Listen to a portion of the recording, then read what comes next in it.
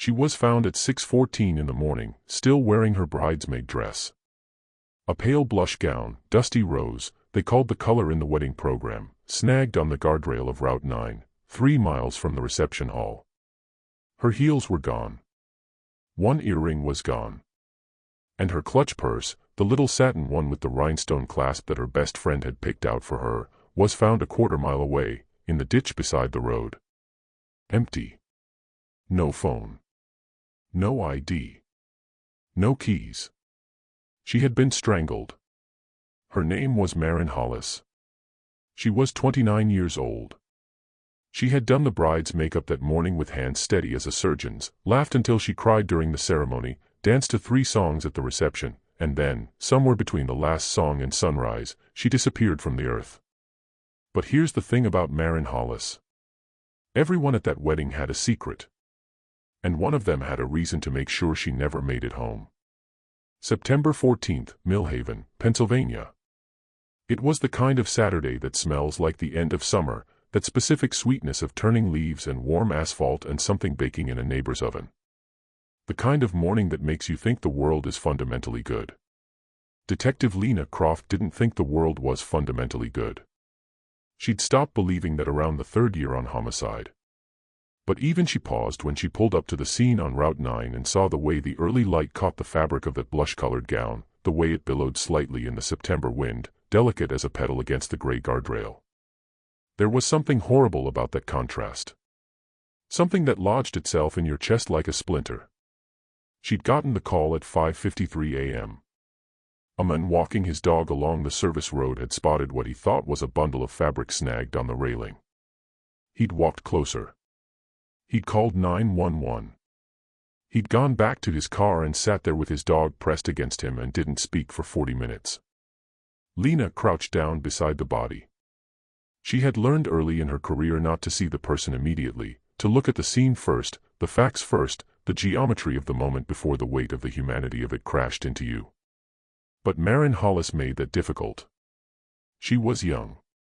She was beautiful, in the way that grief makes beautiful, cheekbones still perfectly contoured, mascara tracked in thin black rivers down her face, lips a deep berry red that hadn't smudged the way you'd expect if she'd been drinking heavily. Whoever had done her makeup, and Lena would later learn it had been Maren herself, knew exactly what they were doing. Professional-grade pigments. The kind that stay through sweat and tears and worse. The ligature marks on her neck told Lena that she'd been strangled manually, bare hands, or very close to it. No rope burns, no tool markings. This was personal. This was close. Whoever killed Maren Hollis had looked her in the eyes while they did it. That detail would haunt Lena Croft for the next 4 months. The first officer on scene, a young deputy named Tomas Greer, was standing about 6 feet back, working very hard to maintain professional composure. "Found her clutch up the road," he said. "No ID inside. Had to run the prints." "How'd you ID her?" "She's tagged in photos on someone's social media." The wedding. Last night, the Whitmore Avery wedding at Stillwater Barn. She was in the wedding party. He paused. She was the maid of honor. Lena stood up slowly. "Anybody notify the bride?" "Not yet. Let's keep it that way for another hour. I want to walk that road before it gets traffic." She looked back at Maren, at that pale blush dress, at the single gold earring still clinging to her left ear, at the bare, dirty feet. Who else was at this wedding? Deputy Greer checked his notepad. "Guests list is about 120 people." "Then I have 120 conversations to have," Lena said. "Let's start with whoever drove her." But that was the first strange thing. Because as Lena would discover in the next few hours, nobody had driven Maren Hollis to that wedding. She'd arrived alone, in her own car. A white Honda CR-V, 2021 model. And her car was still in the parking lot at Stillwater Barn. 3 miles away. Engine cold. So the question that would define the entire investigation wasn't who killed Maren Hollis. That answer was terrible enough. The question was, how did she get from that parking lot to that guardrail? Who moved her? And why didn't anyone, in a barn full of 120 people, see a thing? 7:48 a.m., Stillwater Barn. Claire Whitmore, now Claire Avery, though that name would feel strange in her mouth for weeks, was still asleep in the bridal suite attached to the barn when the knock came. She'd only gone to sleep around 2 a.m., still in her wedding gown because she'd been too happy and too drunk and too overwhelmed to deal with the 47 buttons running down her spine. She opened the door expecting the wedding coordinator with coffee. She found Detective Lena Croft. In the years afterward, Claire would say that she knew. The moment she saw Lena's face, that careful, neutral expression that people in that profession learn, she knew something was irretrievably wrong. She just didn't know yet which piece of her life had broken. "Is it Maren?" she said. And she didn't know why she said it. She hadn't known to be afraid for Maren specifically. But the name came out of her mouth like it had been sitting on her tongue all night. Lena's face shifted, just slightly. And that was answer enough. Claire's legs gave out. She caught herself on the door frame. She was still in her wedding gown, the tulle skirt pulling around her on the floor, and she said one word, very quietly, "No." The next 30 minutes were among the worst of Lena's career. Not because Claire became hysterical, she didn't. She went very, very still. She sat on the edge of the bed with her hands in her lap, and she answered every question in a voice so controlled it sounded like something mechanical. Like she had shifted into a mode where she could function only by feeling absolutely nothing. "When did you last see Maren?" Lena asked. "The dancing," Claire said. "She was on the dance floor. The DJ was playing, I don't remember the song. Something slow. Maren doesn't, she didn't like slow songs unless she had a partner. She usually sat those out." A pause. "She was dancing alone." "What time was that?" "Around 11:30. Midnight at the latest. The reception ended at 1. "Did she seem upset? Distressed? Did you notice anything wrong?" Claire was quiet for a long moment. Her eyes drifted to the window. Outside, the September morning was breathtakingly beautiful, and she seemed to find that offensive. "She seemed fine," she finally said. "She laughed all night. She gave a toast. She—" Claire stopped. Something moved across her face. She had a fight with someone. Earlier in the evening. Before the reception started. Lena leaned forward slightly. "Who?" And here is where the story fractures. Because Claire Whitmore hesitated. Just a half second. Just long enough for Lena to notice. And then she said, "I don't know. I didn't see who it was. I heard them in the hallway outside the bridal suite. Voices. Maren's voice and a man's voice. They stopped before I could open the door." "What were they saying?" Maren said, "I only caught a piece of it." She said, "You can't keep doing this. Not today. Not to me." And the man's voice. "I don't know. I couldn't make it out. Just the tone. He was angry." Lena wrote that down. She underlined it twice. Then she asked the question she'd been building toward. "Mrs. Avery, was there anyone at this wedding who had a problem with Maren?" Claire's hands, so still until that moment, tightened in her lap. "Define problem," she said quietly. 9:15 a.m., Stillwater Barn, Main Hall. The guests were waking up in stages. Several had taken rooms at the attached inn, others had driven home in the early morning hours. Lena had put a flag on the exits. No one who'd been at the reception was permitted to leave Millhaven without checking in with her team. That decision made people uncomfortable. Uncomfortable people, Lena had always believed, were her best tools. She set up a folding table in the barn's main hall, with the flower arrangements still drooping from the night before and the smell of champagne souring in the September warmth, and she started pulling people in one at a time. The groom, Marcus Avery, came first. He was 32, broad-shouldered, with the kind of angular jaw that looks good in wedding photos and the kind of eyes that didn't quite match his smile. He was concerned. He was devastated, he said. He'd known Maren for 4 years, since Claire had introduced them. She was like a sister to him. He couldn't believe it.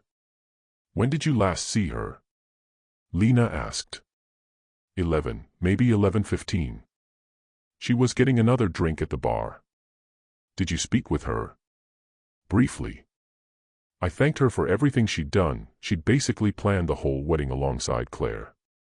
She did Claire's makeup herself, you know. Spent 3 hours on it.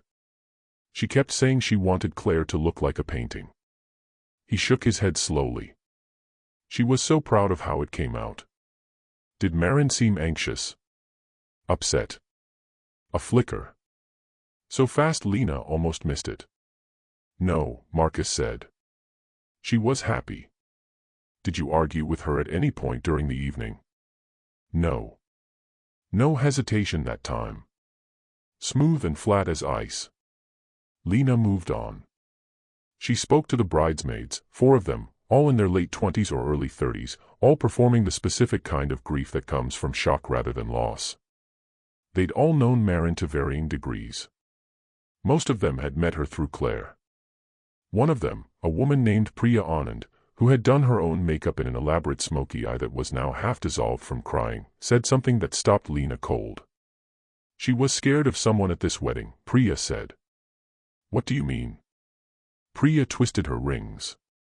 She had 4 of them, stacked on her right hand, and the sound of gold clicking against gold became the rhythm of the room. Maren texted me around 9 o'clock. I was on the dance floor, I didn't see it until later. She said, hold on. She pulled out her phone, scrolled, and held it out to Lena. The text read, he's here. I need you to stay close to me tonight, okay? I'll explain later. Who's he? Lena asked. Priya shook her head. I don't know. She never said. I texted back and called her twice after I saw it, but she didn't answer. I figured she was fine. She was on the dance floor.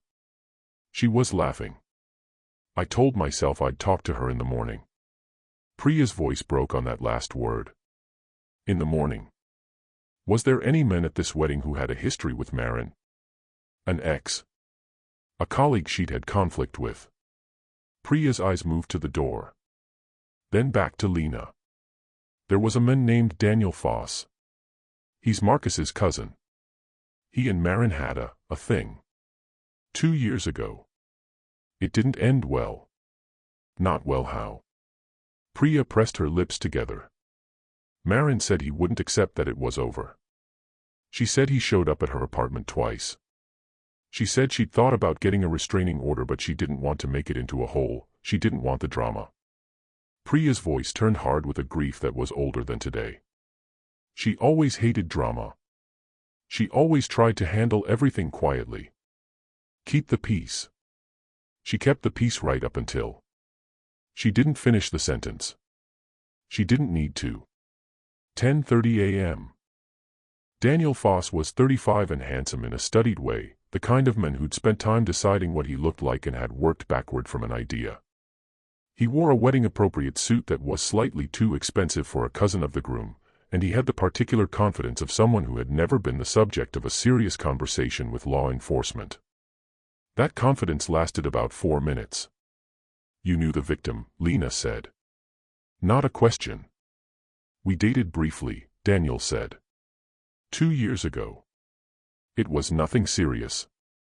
She didn't see it that way. Something tightened around his eyes. I don't know what she told people. We had different perspectives on it. Were you in contact with her after the relationship ended? Occasionally. It was civil. Mr. Foss, I'm going to ask you something directly.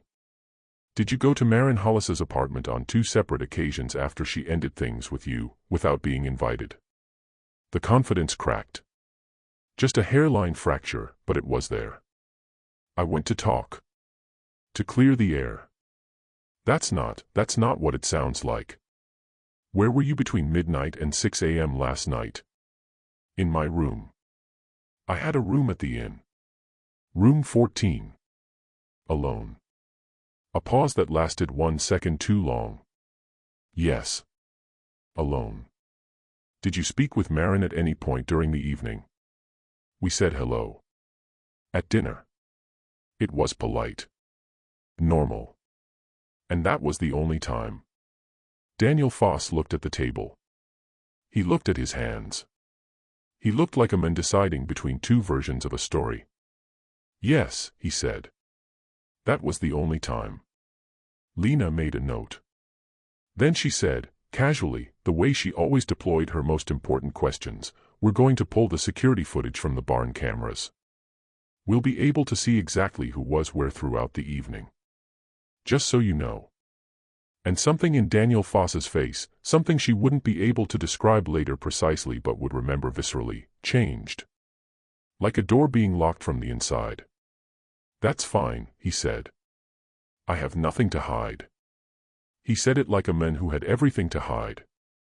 But here's the thing that would unravel Lena's assumptions over the next 24 hours. The security footage, when it came back from the tech team, didn't show Daniel Foss arguing with Maren Hollis. It didn't show him following her. It didn't show him near her after their brief exchange at dinner. What the footage showed, in grainy, timestamp burned black and white, was something nobody had expected. At 11:47 p.m., Maren Hollis walked out the back door of Stillwater Barn. She wasn't being followed. She wasn't being dragged. She was walking calmly, deliberately, with her clutch tucked under her arm and her heels in her hand. And waiting for her, just outside the door, visible only for a single frame before the angle of the camera lost them both, was someone Lena recognized. Noon. The Millhaven police station. There is a specific kind of courage it takes to do someone's makeup for their wedding day. Maren Hollis had known that since the first time she'd done it, at 23, for her college roommate. You are holding someone's face in your hands on the most photographed, most scrutinized, most emotionally loaded day of their life. Every decision you make, the depth of the contour, the warmth of the highlight, the precise way you blend the crease shadow, is going to be preserved in images that will outlast all of you. Maren had a gift for it. She'd turned down a corporate career to pursue makeup artistry professionally, and she'd built a small but genuinely devoted clientele in the Pittsburgh area. Her Instagram, which Lena was scrolling through on her phone at the noon briefing, was a testament to precision and care. Before and afters. Soft tutorials. The occasional post about color theory, about how to choose undertones, about why your foundation shade might be pulling orange in photos. Her most recent post was from the morning of the wedding. A photo of Claire, sitting in the chair, mid-transformation, eyes closed, face half done, that particular private smile of someone being cared for. The caption read, 12 years of friendship and I finally get to do the thing. She's going to be the most beautiful bride this town has ever seen. I love you forever, C. 412 likes. 67 comments. The last one, posted at 2:17 a.m., hours after Maren was already dead, read, OMG stunning. How are your winged liner skills so perfect? Lena put the phone down. The person on the footage, she said to her team. The one outside the back door. Talk to me. Deputy Greer pulled up the still frame on the projection screen. It was blurry. Grainy. But not so blurry that you couldn't make out the silhouette, the height, the posture, the jacket. It was a woman. The room was quiet for a moment. Everyone had been so focused on Daniel Foss, on the angry ex, on the argument in the hallway, on the text that said he's here. Who is she? Lena asked. Greer pulled up a second image alongside the first, a photo from the wedding photographer's social media preview, posted that morning before anyone had told him to take it down. In the photo, taken during the cocktail hour, a woman stood slightly apart from the crowd.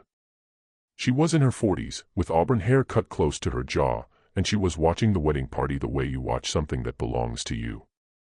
Or something that used to. Her name is Sylvie Hartwell, Greer said. She was a +1. Marcus Avery's +1, technically, his business partner, Owen Hartwell, brought her. She's Owen's wife. And what's her connection to Maren? Greer took a breath. That's where it gets complicated. Background, What Lena learned in the next 3 hours. 4 years ago, in Pittsburgh, Maren Hollis had been the primary witness in an insurance fraud case. It was a civil matter, technically, a dispute between a high-end beauty salon and their commercial insurer, but it had teeth. The salon owner had been filing fraudulent claims for years. Maren had worked there part-time while building her client base. She'd seen the books. She hadn't intended to get involved, but when a federal investigator came to her with specific questions, she answered honestly. The salon owner who went to prison for 18 months as a result was a woman named Genevieve Hartwell. Sylvie Hartwell's sister-in-law. And here was the thing that made Lena's stomach turn: Sylvie had never forgiven it. That was public knowledge, apparently, within the small, interconnected world of the Pittsburgh creative industry. Sylvie Hartwell had made her feelings about Maren Hollis thoroughly known. She'd called her a snake. A traitor. She'd told anyone who would listen that Maren had destroyed a family for attention. But Genevieve had been released 14 months ago. She'd done her time. The case was closed. And Maren had moved to Millhaven, partly to get away from the mess of it. She hadn't moved far enough. Sylvie Hartwell, Lena said slowly. Did Maren know she'd be at this wedding? Based on her text to Priya, Greer said. He's here. Not she. So maybe she didn't know about Sylvie. Maybe the person she was afraid of was someone else entirely. And Sylvie is a coincidence. Or, said her partner, Detective Ray Obando, a quiet, deliberate man who had a gift for the angle nobody else was looking from, Maren knew about Sylvie but wasn't afraid of her. And the person she texted Priya about was someone different. Someone we haven't found yet. Lena looked at the still frame on the projection screen. Sylvie Hartwell's silhouette, meeting Maren Hollis in the dark outside Stillwater barn. We need to talk to Sylvie Hartwell, she said. Right now. 1:30 p.m., the Millhaven Inn, room 22. Sylvie Hartwell opened the door in a hotel bathrobe with a coffee cup in one hand and the careful expression of a woman who had been expecting this visit. That was notable. Most people looked surprised when police knocked on their door the morning after a murder. Sylvie Hartwell looked like she'd been waiting. She let them in without being asked. Sat down on the edge of the bed. Set her coffee on the nightstand. You're here about Maren, she said. We'd like to know about your interaction with her last night, Lena said. Outside the barn. Around 11:45. Sylvie was quiet for a moment. She had the kind of face that had been objectively beautiful once and was now something better, compelling. Interesting. The lines around her eyes and mouth told a specific story of someone who had felt things deeply. She texted me, she said. She knew I was there. She asked me to meet her outside. She texted you. From an unknown number.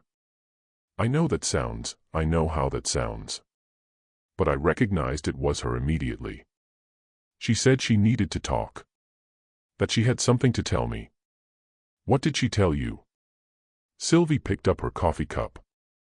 Looked into it like it might have different words in it than the ones she was about to use. She told me she was sorry. About Genevieve. About the testimony. She said it had been eating at her for 4 years, and she'd been trying to find the right time to say it, and she was sorry. A pause. She was crying. She'd obviously had a few drinks, but it wasn't the alcohol talking. She meant it. And how did you respond? I told her. Sylvie stopped. For the first time, her composure showed its seams. I told her it was too late for sorry. I told her Genevieve had lost everything. Her business, her marriage, 18 months of her life. And that sorry didn't put any of that back. She set down the coffee cup. And then I went back inside. And Maren. She was still standing there when I went in. She said she understood. She wasn't upset with me. She said, tell Genevieve I thought about her. Tell her it mattered. Sylvie's voice got very thin. That was the last thing she said to me. Lena studied her. Did you see anyone else outside? Anyone near Maren after you went back in? No. I went straight to Owen. We left about 15 minutes later. I thought. She pressed her fingers against her mouth briefly. I thought she was going to be fine. She was sad, but she was fine. She was the kind of person who cries and then straightens herself out. I'd watched her do that in the car park. She'd fixed her makeup by the light of her phone before she came outside to meet me. Like she was determined to look composed even when she was falling apart. That detail struck Lena like something physical. She'd fixed her makeup by the light of her phone. Which meant Maren Hollis had a phone at 11:45 p.m. But her phone was missing. Whoever had taken it after 11:45. Possibly from her body. Possibly before she died. And phones, Lena knew, don't just get taken. They get taken because of what's on them. 3 p.m. The tech team pulled Maren's phone records from her carrier.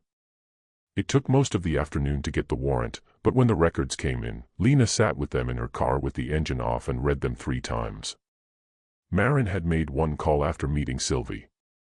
One call, at 12:03 a.m., lasting 4 minutes and 18 seconds. The number she called was registered to a prepaid burner phone. Untraceable. But here was the thing about cell tower data, it tells you where a phone was, even if it won't tell you who it belongs to. And the burner phone that received Maren's call at 12:03 a.m. It had pinged a cell tower 0.3 miles from Stillwater Barn. Whoever she called was already there. Already close. And then, at 12:27 a.m., 24 minutes after the call ended, Maren's phone went dark. No more signal. No GPS. Nothing. Like it had been switched off or destroyed. She had been killed somewhere between 12:03 and 12:27. 24 minutes. The whole of her death had happened in 24 minutes. Lena thought about what Sylvie had said. She straightened herself out. She fixed her makeup by the light of her phone. She thought about the 4 minutes and 18 seconds of that call. She thought about what Maren might have said, and what the person on the other end might have answered. And she thought about the text to Priya. He's here. Not she. Not they. He. She pulled up the guest list again. 120 names. She started eliminating the ones with solid alibis she'd already confirmed, the ones who'd left early, the ones whose movements were captured clearly on the barn cameras throughout the night. She got it down to 11 men who had gaps in their documented whereabouts between 11:30 p.m. and 1 a.m. Daniel Foss was one of them. But so were 10 others. Including the groom. 4:45 p.m. Marcus Avery had the kind of marriage to his own narrative that Lena recognized in people who'd been lying about something for a long time. Not big lies, or maybe not always big lies. But the specific architecture of a person who'd learned to control what they let other people see. She brought him back in. This time, she had Ray Obando in the room. Earlier you said you last saw Maren around 11 or 11:15, she said. At the bar. That's right. We have cell tower data suggesting someone Maren called at 12:03 was within a third of a mile of the barn. She paused. Your phone pinged that same tower at that same time. Something moved very slowly across Marcus Avery's face. Like weather crossing a landscape. I went for a walk, he said. I needed air. It was my wedding night, and I was overwhelmed. I walked the property. Did you see Maren during that walk? Silence. Mr. Avery. Yes. The word came out quietly. Like something he'd been holding underwater. I saw her. She was in the parking lot. She was on her phone. I waved. She didn't wave back. I didn't stop. Why didn't you tell us this earlier? Because I knew how it would look. Lena leaned forward. How would it look, Mr. Avery? He put his hands flat on the table. He looked at them. Maren and I had a difficult history. Separate from Claire. Maren and we'd had our own friendship before I met Claire. We grew up in the same town. We'd known each other since we were teenagers. He stopped. We'd been close, once. Then we lost touch. And then I met Claire, and Maren was her best friend, and it was complicated. For a while. But we resolved it. Years ago. There was nothing, it was over. What was over? A very long pause. We were involved, Marcus said finally. When we were 20. It lasted about a year. And then I left for college and it fell apart and we didn't speak for almost a decade. He looked up. Claire knows. I told Claire before I proposed. She knows everything. Did Maren have any lingering feelings about that history? No. She genuinely didn't. That was the thing about Maren. She was the most complete person I'd ever met. She'd processed all of it a long time ago. She was happy for us. She was genuinely happy. Then why were you afraid to tell us you'd seen her? Because I knew that once you knew about our history, nothing else I said would matter. I knew you'd assume the worst. He looked at Lena steadily. And I loved my wife. I love my wife. I would not have hurt Maren. Not for anything in this world. Lena studied him for a long moment. Okay, she said finally. You said she was on her phone when you saw her. Did you see who she was talking to? No. She had her back to me. Did she see you? I don't know. Was there anyone else in the parking lot? Any other person, any car running, anything that seemed wrong? Marcus Avery closed his eyes. Thought. There was a car, he said slowly. Parked at the far end. Engine running. I didn't look twice at it. I assumed it was a caterer or a vendor. But the lights were off. He opened his eyes. I didn't see who was in it. Lena's pen stopped moving. What kind of car? Dark. Sedan. Maybe a Camry, maybe a Civic. I'm not good with cars. He paused. Dark blue or black? License plate. I didn't look. She wrote it down anyway. A dark sedan with running engine and no lights, parked at the far end of the lot. Waiting. Like a held breath. Evening of day 1. Here is what Lena did not know yet. As the first day of the investigation edged into evening, she did not know about Genevieve Hartwell's brother. She knew about Genevieve. She knew about Sylvie. She'd pulled Genevieve's record, the fraud conviction, the 18 months, the release. She'd noted that Genevieve had a brother, named Paul, but she'd filed that away as incidental. Siblings of convicted people rarely have anything to do with open cases. She had 11 men on her short list. She had a dark sedan. She had a burner phone. She had 24 minutes. She had too many threads and not enough hands. What she didn't have yet was the fact that Paul Hartwell, Genevieve and Sylvie's brother-in-law, Owen's brother, was not just an incidental name on a family tree. He was a caterer. And his catering company had worked the Whitmore-Avery wedding. Deputy Greer found it at 9:47 p.m. while cross-referencing the vendor list against names connected to anyone at the event. He called Lena from the office. She pulled over on the side of the highway. She sat in the dark with the phone against her ear and thought, of course. Of course it was the caterer. Of course it was the person who would have had free access to the property from early afternoon through cleanup, hours after the last guest had gone. Of course it was someone whose work uniform gave them the right to be anywhere on the grounds at any hour. Of course it was the person whose dark sedan would be the most plausible thing in that parking lot. A caterer's car, parked at the edge of the lot, engine running, waiting to load up equipment. Or waiting for something else. Where is Paul Hartwell now? She asked. His address is in Carver County, Greer said. I already called the county sheriff. He's not home. When did he leave? Neighbors say they saw his car gone by 7 this morning. Lena did the math. 6:14 a.m., the dog walker found Maren's body. By 7 a.m., Paul Hartwell was gone. But she forced herself to slow down. She forced herself to think like the detective she was rather than the detective she was becoming in this moment, the one who was tired and angry and wanted it to be over. Because the evidence against Paul Hartwell was circumstantial. Access, motive through family loyalty, opportunity. But no direct evidence yet. No confirmation. No witness who'd seen them together. And there was still that text to Priya. He's here. If Maren was afraid of someone who was a guest, and the caterers weren't on the guest list. Unless she'd known he was there in a different capacity. Unless she'd seen him working the event and understood immediately what it meant. Unless the text wasn't about fear of a guest. It was fear of someone who'd been watching her all day from behind a serving tray.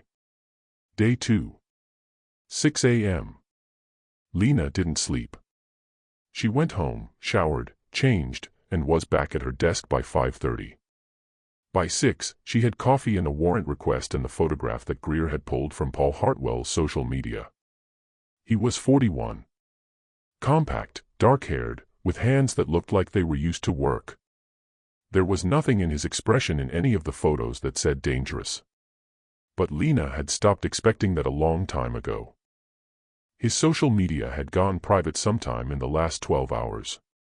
But the public posts from the days before the wedding were still cached. On Thursday, 2 days before the wedding, he'd posted, "Big event this weekend. All hands on deck." And there was a photo of his catering van loaded up with supplies. And in the background of that photo, just barely visible through the windshield of the van, resting on the passenger seat, was a printout. A printed guest list, or an event sheet, or something like that. Lena had the tech team zoom and enhance for 20 minutes. They got it to a resolution where you could read 3 words clearly. Whitmore. Avery. Wedding. He'd had the guest list. He would have known Maren Hollis was in the wedding party.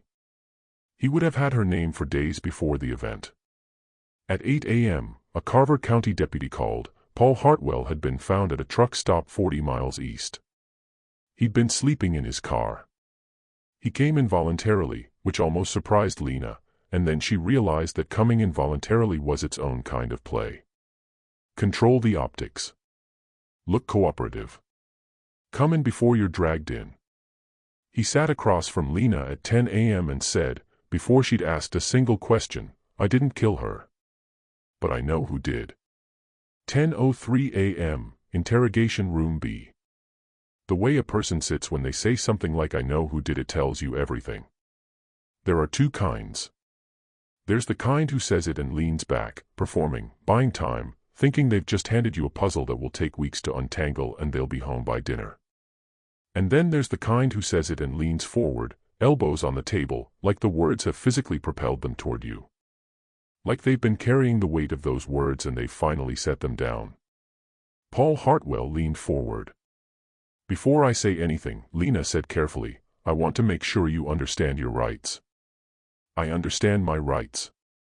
I've been practicing what I was going to say for 9 hours in a truck stop parking lot. I need you to hear it and I need you to believe it." Lena nodded slowly. Ray Obando turned on the recorder. "My sister, Genevieve, Maren's testimony put her in prison. I was furious. I won't pretend I wasn't. For a year, maybe more, I thought about Maren Hollis the way you think about someone you want to make suffer. I won't dress that up." He pressed his palms flat on the table. "But then Genevieve got out, and I saw her, and she didn't want revenge. She'd come out of it different. Quieter. Harder, in some ways, but not angry. She said Maren had only told the truth. She said she'd known the risk she was taking when she ran the fraud and she'd done it anyway. She didn't blame Maren."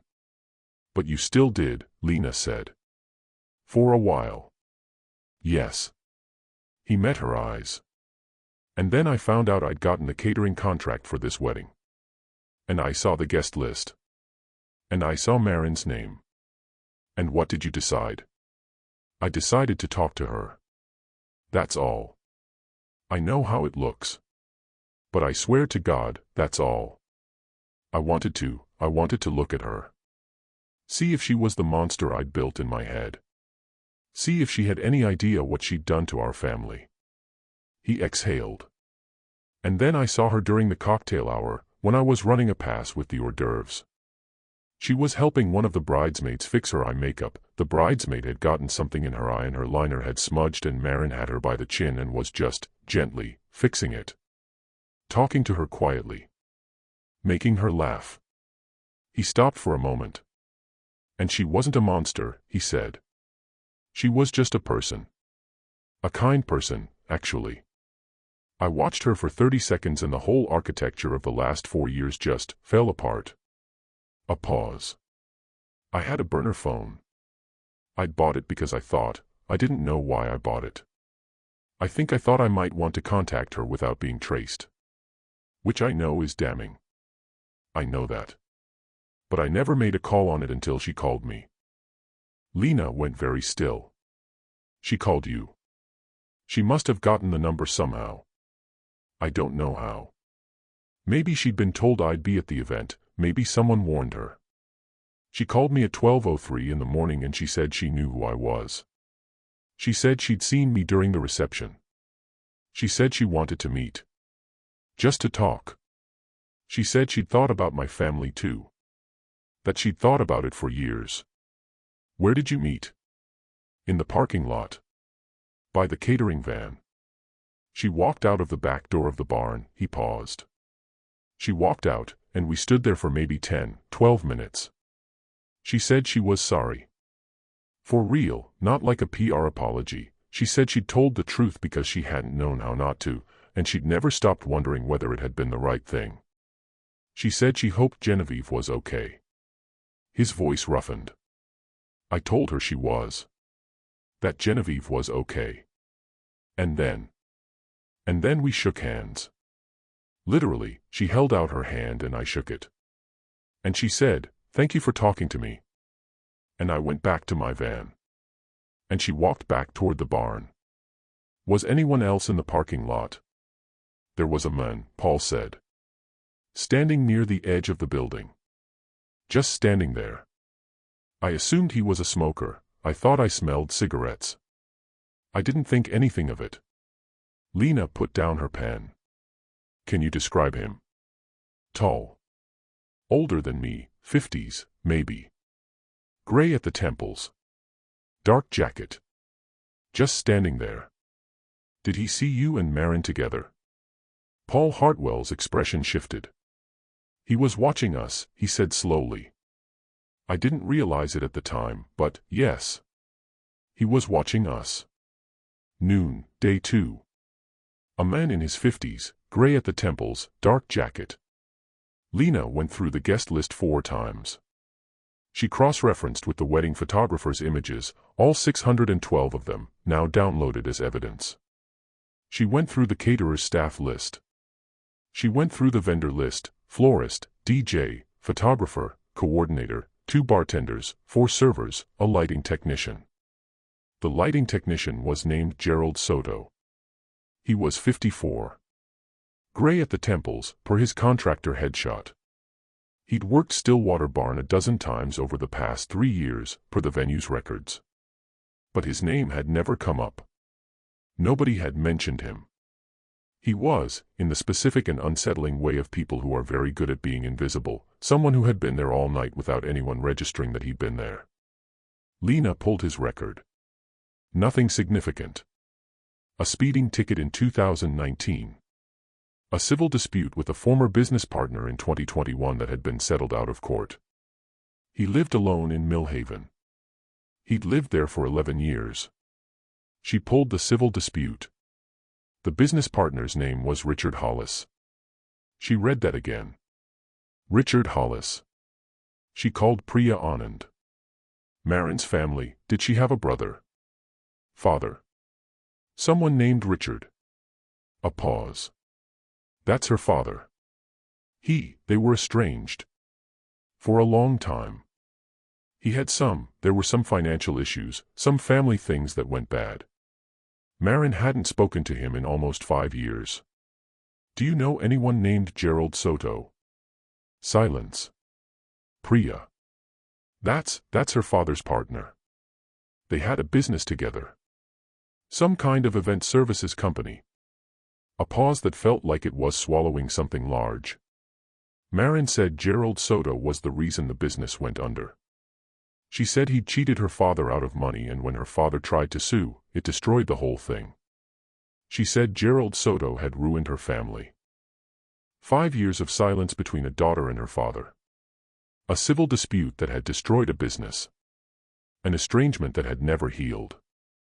And at a wedding, Maren Hollis's wedding, in effect, the event that had been the center of her professional and personal world for 6 months, the men responsible for her family's collapse had been standing 40 feet away all night, invisible in a technician's black clothing, watching her fix her friend's makeup and dance alone to slow songs and cry in the parking lot and make her peace with the world. Lena pulled up Gerald Soto's photo one more time. Then she drove to his house. 1:30 p.m., day 2. Gerald Soto answered the door on the second knock.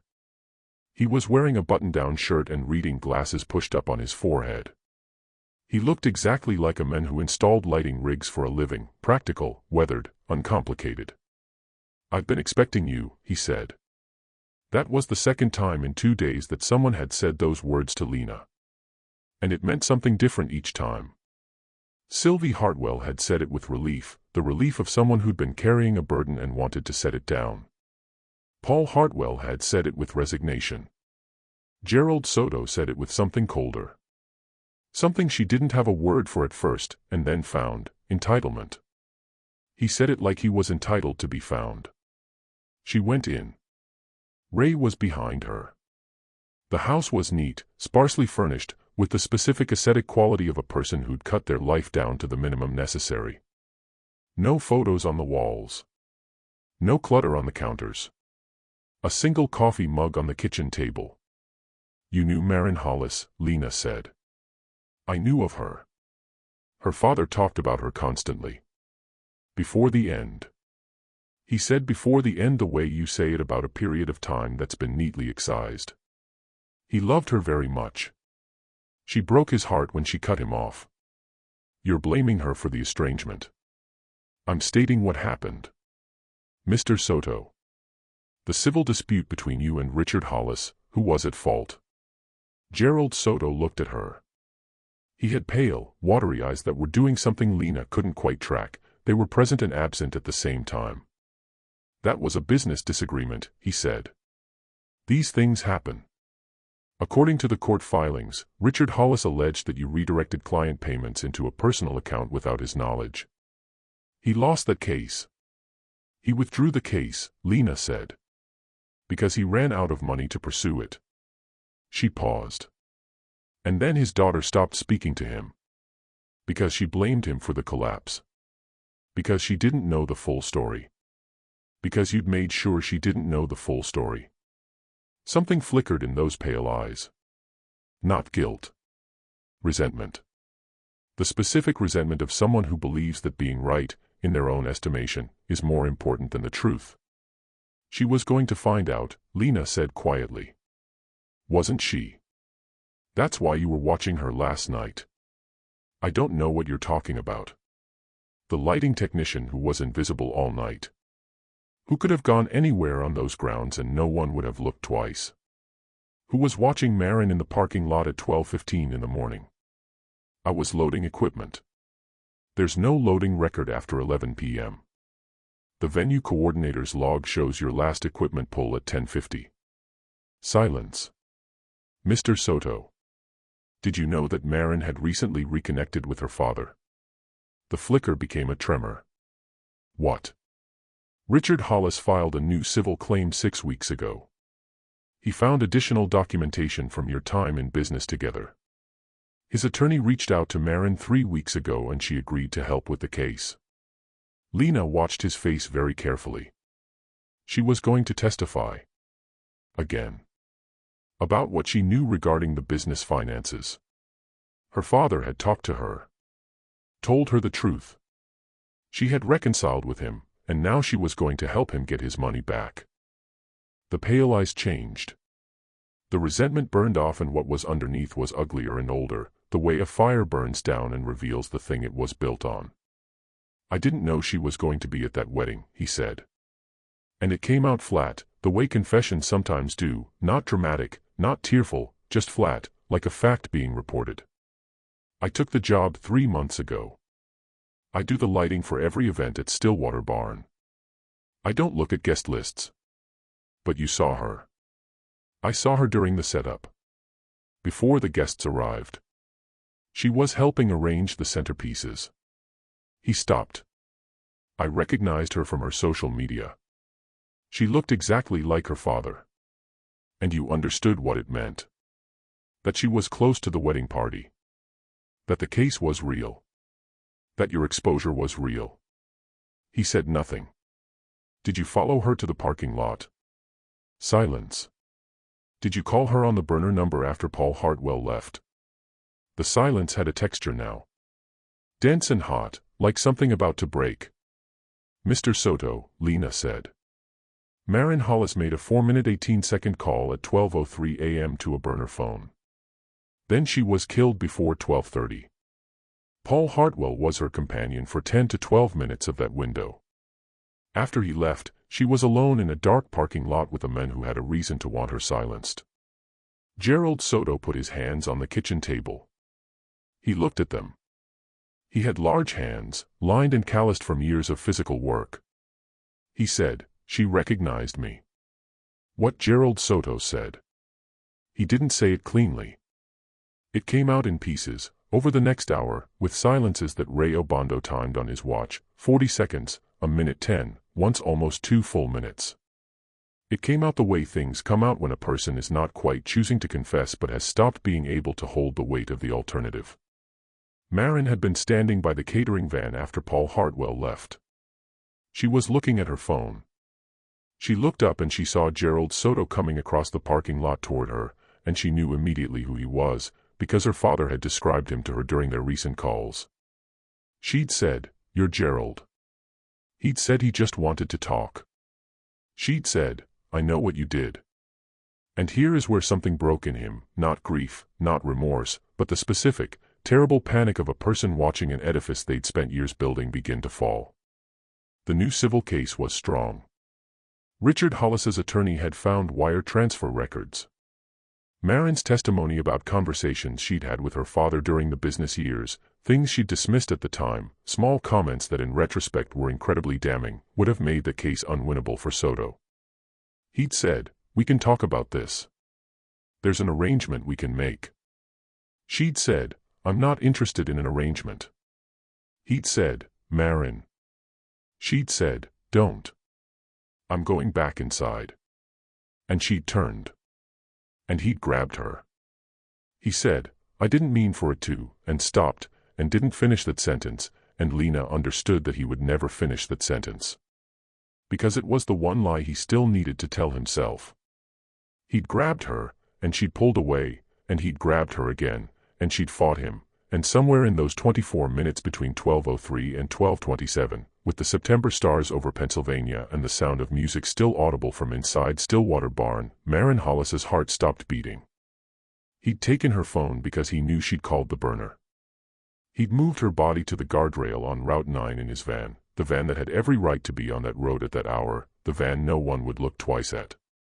He'd driven back to the barn. He'd finished loading his equipment. He'd driven home. He'd been home by 6 a.m.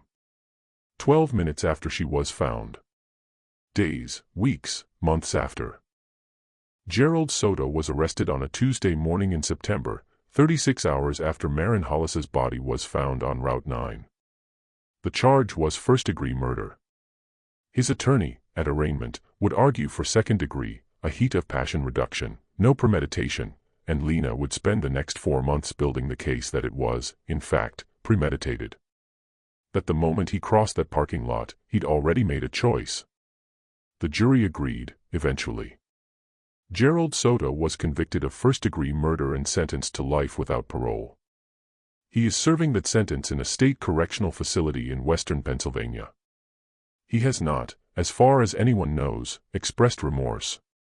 Richard Hollis won the civil case. He recovered a portion of the money that had been taken from him. It was enough to matter. It was not enough to feel like justice. Priya Anand still has Maren's last text on her phone. She has never deleted it. She told a friend, once, that she looked at it sometimes when she needed to remember to take things seriously, to not tell herself that people were fine when they'd asked for help. He's here. I need you to stay close to me tonight, okay? I'll explain later. Claire Avery, who was Claire Whitmore, and is now Claire Avery, wearing the name she chose on the most catastrophic day of her life, framed a photo. The photo from Maren's Instagram, posted the morning of the wedding. Claire in the chair, mid-makeup, eyes closed, that private smile. She put the frame on her dressing table, next to her makeup brushes. She still has it there. Every morning, before she starts her makeup, she looks at that photo. She thinks about precision. About the way Maren could look at a face and understand what it needed. About how some people carry their gift for seeing others like it's the most natural thing in the world, like it costs them nothing, until the moment when it costs them everything. Marcus Avery gave a statement to the press that was 5 sentences long. He has never spoken publicly about Maren again. He and Claire are still married. Whether that marriage is a happy one is private information, and this story doesn't have the right to reach that far. Daniel Foss moved to Oregon. He did not send flowers to the funeral. Priya noticed. Sylvie Hartwell called her sister-in-law Genevieve the night the arrest was made and told her what Maren had said outside the barn. Tell Genevieve I thought about her. Tell her it mattered. Genevieve was quiet for a long time. Then she said, I know. I know she did. They didn't talk about it after that. Some things don't need to be talked about more than once. Paul Hartwell closed his catering business 6 months later. Not because of the investigation, he was cleared entirely, and quickly. But because something had changed for him in the way things change when you've been part of a story that went wrong in a way you couldn't have anticipated. He retrained. He does something else now. He doesn't cater weddings. Lena Croft got a commendation. She accepted it and went to dinner alone and thought about the 36 hours and all the places she'd almost gone wrong, almost fixated on Daniel Foss, almost dismissed Sylvie Hartwell, almost missed the lighting technician in the background of 612 photographs. She thought about the dog walker who'd found Maren at 6:14 in the morning and had never given another statement and would probably see that blush-colored gown against that gray guardrail every day for the rest of his life. She thought about the text to Priya. I'll explain later. There are 3 words in the English language that break more hearts than almost any others, Lena thinks. And they are, I'll explain later. Because sometimes later doesn't come. Because sometimes the person who needed to explain never gets the chance. Because sometimes we say later to the people we love most, fully believing that later is guaranteed, that later is ours to spend, that there will always be a morning after the music stops. Maren Hollis knew better than most people that beauty was not permanent. She'd built a career on understanding the difference between what a face actually looked like and what it could look like, on the gap between surface and truth, between the before and the after. She knew that everything fades. Every contour, every highlight, every carefully blended line. She knew you had to build it carefully and you had to know when you were done. She just didn't know that her last careful thing was making her best friend look like a painting on a golden September morning. She didn't know that was the after, and there was no more before. The makeup Maren did on Claire Whitmore Avery on the morning of September 14th held for 18 hours. Through the ceremony, through the cocktail hour, through 3 hours of dancing, through tears, both kinds, both happy and not, it held. The photographer captured it in frame after frame, that warm, luminous skin, that soft berry lip, those precise, unfussy eyes that looked at the camera like someone completely seen and completely loved. In one of the last photos taken of Maren herself that evening, before the lights dimmed and the dancing slowed and something terrible began to move in the dark outside, she's standing at the edge of the dance floor, watching Claire and Marcus dance. She's in that blush gown. Her own makeup is flawless, though she'd done it herself in 30 minutes in a hotel bathroom while Claire was sleeping. Her expression is one of those expressions that photographs capture better than memory can, something between joy and nostalgia and the particular ache of loving someone so completely that their happiness becomes your happiness. She's not looking at the camera. She doesn't know she's being photographed. She's just watching her best friend dance on the happiest night of her life. And in that moment, in that fraction of a second preserved in silver and light, Maren Hollis is exactly who she always was, the woman who made you look like the best version of yourself, and stood quietly at the edge, and watched you shine. This story is for every person who deserves to make it home. And for everyone who didn't get to.